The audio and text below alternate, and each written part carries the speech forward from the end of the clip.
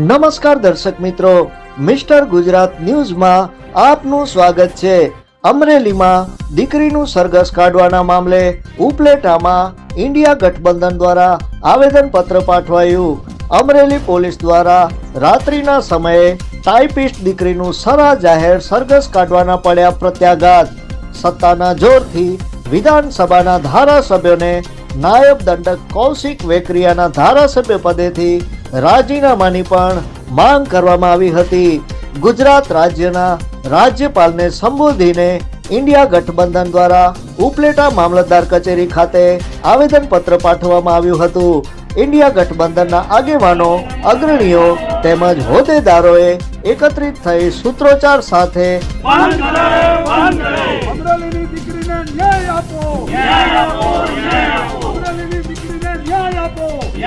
ઉપલેટા મામલતદારને આવેદનપત્ર પાઠવ્યું હતું। Report by Alpesh Trivedi.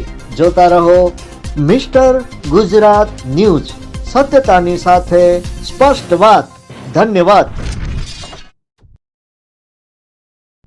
કૃષ્ણકાંત ચોટાઈ, શહેર કોંગ્રેસ પ્રમુખ, ઉપલેટા। ભારતીય જનતા પક્ષના કાર્યકરો અને આગેવાનોની અંદરોઅંદરની લડાઈને કારણે ગઈકાલે અમરેલીમાં એક સામાન્ય કર્મચારી દીકરીની રાત્રે 12 વાગે ધરપકડ કરી અને તેમનું સરઘસ કે ફુલેકું કાઢી અને પોલીસે જે રીતે મહિલાઓ ઉપર અત્યાચાર કર્યા છે તેમની વિરોધમાં આજે અમે ઇન્ડિયા ગઠબંધનના આગેવાની નીચે ઉપલેટા મામલતદારને એક આવેદનપત્ર આપી અને પોલીસે જે આ દીકરી ઉપર અત્યાચાર કર્યો છે તે પોલીસ સામે પગલાં લેવા અને જે ભારતીય જનતા પક્ષના આગેવાન કે ધારાસભ્યના દબાણમાં આવીને પોલીસે આ કૃત્ય કર્યું છે તે ધારાસભ્ય સામે ગુનો દાખલ કરવા અને એમની સામે પગલાં લેવા માટે આ આવેદનપત્ર આપેલ છે। એક બાજુ ભાજપ બેટી બચાવો અને બેટી પઢાવોની વાત કરે અને એ જ ભાજપના આગેવાનો જો દીકરીઓ ઉપર આવો અત્યાચાર કરી અને અપરિણિત દીકરીને રાત્રે 12 વાગે ધરપકડ કરી અને તેમનું ફુલેકું કાઢે એ બિલકુલ સહન કરી શકાય એવી વાત નથી અને એમના વિરોધ કરવાના ભાગરૂપે આજે અમે ઇન્ડિયા ગઠબંધનની ટીમ દ્વારા ઉપલેટા મામલતદારને આવેદનપત્ર આપેલ છે। મારું નામ ડાયાભાઈ ગજેરા, ઇન્ડિયા ગઠબંધનના પક્ષનો એક આગેવાન છું।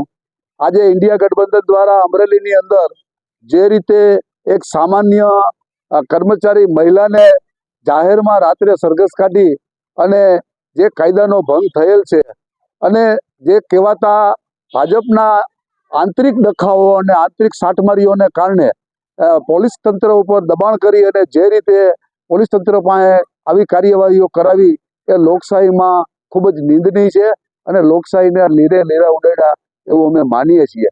આમ જનતામાં સરકાર વાતો કરે છે કે અમે મહિલાઓનું રક્ષણ કરીએ છીએ, એ સરકારના જ વહીવટી તંત્રો આ રીતે મહિલાને અપમાનિત કરે અને સરા જાહેર એને ખુલ્લું મોઢું રાખીને કરે, ગુનેગારોના મોઢા ઢાંકીને રાખવામાં આવે અને આ દીકરીનું મોઢું ખુલ્લું રાખીને એને સરઘસ કાઢવામાં આવે, ત્યારે માનની આપણા જે ગૃહમંત્રી છે એ સંઘવી સાહેબ વાતો કરે છે કે કાયદો કોઈને નહીં છોડે, પણ જે હકીકતે મોટા મોટા ગુનેગારો છે એને છોડી દે છે અને નાના કર્મચારીઓનો ભોગ લેવામાં આવે છે। બીજી વાત કહું તો આ પ્રકરણની અંદર મુખ્ય ભૂમિકા જે ભાજપના આંતરિક ડખામાં છે તે ધારાસભ્ય કૌશિક વેકરિયા છે અને કૌશિક વેકરિયાના દબાણને લઈને આ બધી કાર્યવાહી થઈ છે, માટે એને ધારાસભ્ય તરીકે રહેવાનો કોઈ અધિકાર રહેતો નથી। એટલે હજી અમે માનની આપણા રાજ્યપાલ મહોદય દેવવ્રતજીને આવેદનપત્ર આપી અને આ સમગ્ર પ્રકરણની તપાસ કરી અને ધારાસભ્યશ્રીને સસ્પેન્ડ કરવા જોઈએ અને જવાબદાર જે કંઈ અધિકારીઓએ આ કાર્યવાહીઓ પોલીસ તંત્રએ કરી છે તેની સામે પણ કાર્યવાહી કરવી જોઈએ।